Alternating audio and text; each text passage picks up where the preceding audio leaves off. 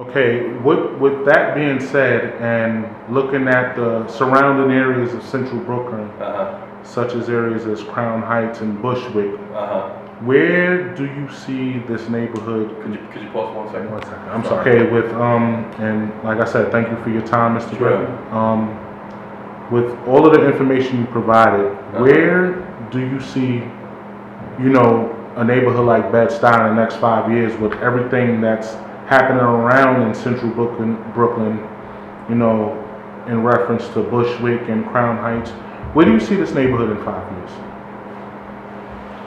Well, the change that is going on here, the racial change, the economic change, has been quite dramatic. And if you look at demographics, if you look at census data over the last 10 or 15 years, there are actually some sections of Bedford-Stuyvesant that are no longer are no longer predominantly black. Or I should say, are no longer majority black. And so I see that trend continuing. I think that, what is different about Bed-Stuy and Crown Heights, what is different, and even at East Flatbush to some extent, what is different about these neighborhoods as opposed to Brownsville, East New York, even Bushwick, is that the housing stock is different.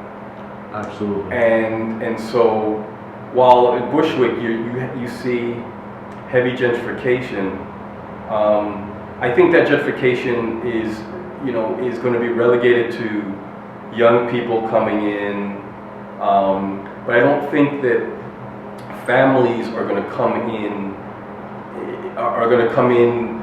there the way they're going to come into Bedford-Stuyvesant and are coming to Bedford-Stuyvesant. So what I mean is, people are not just going to be coming here to sort of be here for a couple of years. There's going to be people here to set up shop. Okay. I mean, let's put it this way. So for instance, we work with a lot of different families.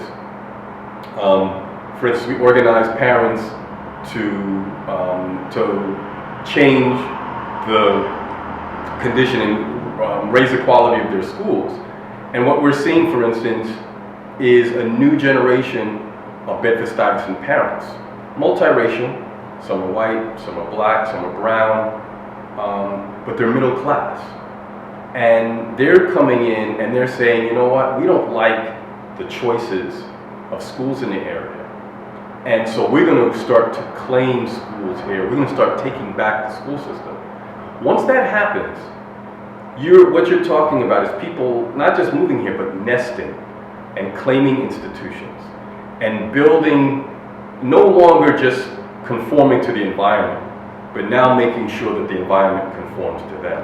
Absolutely. And so what you're going to see, I think, over the next 5 years is that that's going to continue. And I think in 5, 10, 15 years, you will see what we've already seen in Harlem, which is where I think the black community will be here for a long time. Absolutely. But it's going to be in much diminished numbers.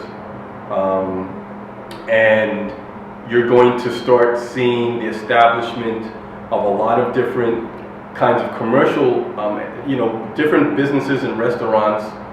And I think you're going to see some segregation going on. Okay. You're going to see restaurants. There will be some restaurants that are interracial, integrated, I should say. Okay. Whereas you're going to see you can go into Harlem down 125th Street in Lenox, and you can go into one restaurant on one side of the street, it's 90% white. You walk across the street, and it's 90% black. Okay. What many of them have in common is that they're working in middle class. So I think you're going to see a demographic shift, but I think you're also going to see, you're going to see a racial shift, but you're also going to see an economic shift. Okay. That the black folks moving into the neighborhood are going to be more middle class. But because of affordable housing, because of public housing in the area, and because of generations of people who are not going to give up their homes, I think you're still going to see low and moderate income and working class black folks, people here for a long time. They're not going to be moved out completely, but the balance is going to shift very dramatically. I definitely agree with that, and a lot of people look at the face of gentrification as new whites moving in and old blacks moving out. Right. And just the consensus that I've gained going through the neighborhood and speaking to people, and like I said, it's great to speak to the people within the community, but it's also great to speak with someone like yourself that's an expert and has seen these changes in different areas of Brooklyn, and it's great to get your insight. But when you look at a city like Chicago, for instance, and there was a news report that came out that Chicago is the most segregated city in this country, do you see that sort of shift happening in Brooklyn, or perhaps years down the line they have maybe legislation to tear down the housing projects? Right. Do you see something like that happening in Brooklyn? Because, looking at Chicago as a major city, this is something that I look at as it pertains to New York. Right. I mean, do you see something like that happening? I don't see it in the next 5 years, but I definitely see the potential of that happening. Okay. Look, what's been happening, not just in Brooklyn, but in New York City over the last 10 to 15 years is that not just middle class people, but high income, wealthy people are reclaiming New York.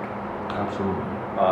And that is putting economic pressure on everywhere. And just as we saw with the Nets Stadium in downtown Brooklyn, where a developer came in, said, you know what, I like that piece of land, I'm going to take it, and lined up politicians behind him, lined up other black people behind him, right? And essentially had his way. I think that money is going to have its way in this neighborhood. Economic power. Yes, economic power. It basically rules over right. anything, culture, history, right. everything. Right. And and so I see us at the Brooklyn Movement Center as kind of like the last stand against that.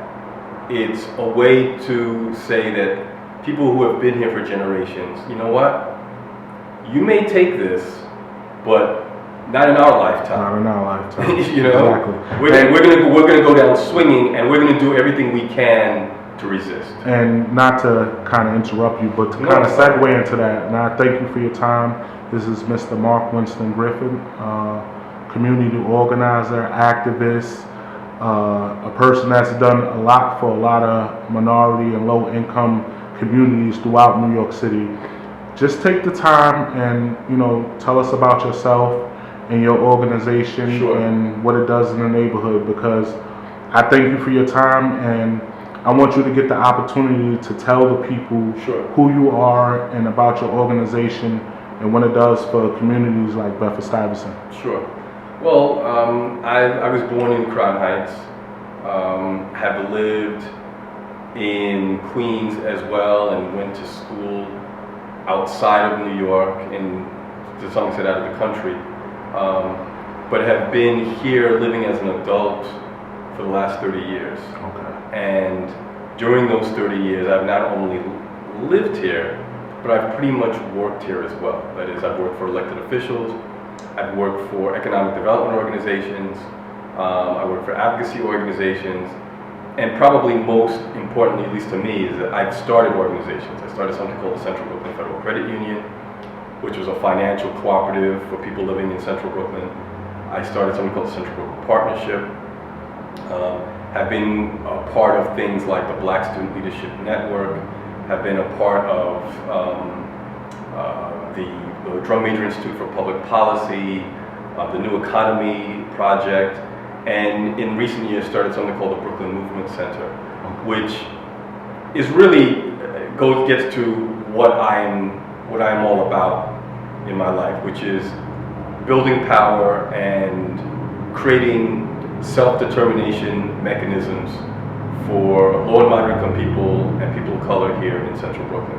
So we are a community organizing group, which means we help people identify issues, build a base that is communicate with one another, link up with people like-minded, and try to come up with solutions, and then build campaigns over time that make sure that their collective interests are being served. So we work with parents, as I said before, to help them improve the school system. We work with people who have been targeted by police abuse, and we push back and make sure that we hold the police accountable, and we create a different conversation around what public safety looks like. There are a group of mostly women who have come together to fight against the culture of aggression on the street and against street harassment. We have started something called the Food Sovereignty Project, which is an attempt to make sure that we have access to healthy, affordable food in our neighborhood, and that we build institutions that are culturally appropriate. So we're starting a food co-op, for instance, that will be run mostly by Black and brown people in central Brooklyn, and will run on the labor of us as well, and will serve people here. And we're doing work around environmental justice to make sure that this neighborhood is not abused by energy companies and developers and by abusive city practices. So all those things are different. These are different issues we work on, but the thread running through that, again, is building power for people to make sure that they do not feel like they are victims in this neighborhood. Absolutely. That whether we're talking about government, whether we talk about big business, whether we talk about development and market pressures, that we have the wherewithal to determine what our own fate is going to be. And so that's what we're here to do.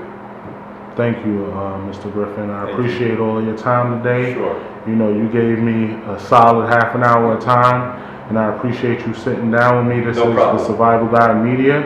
That's my YouTube channel. Okay. And like I said, thanks a million for your time. I appreciate it. Okay, no problem. Thank you.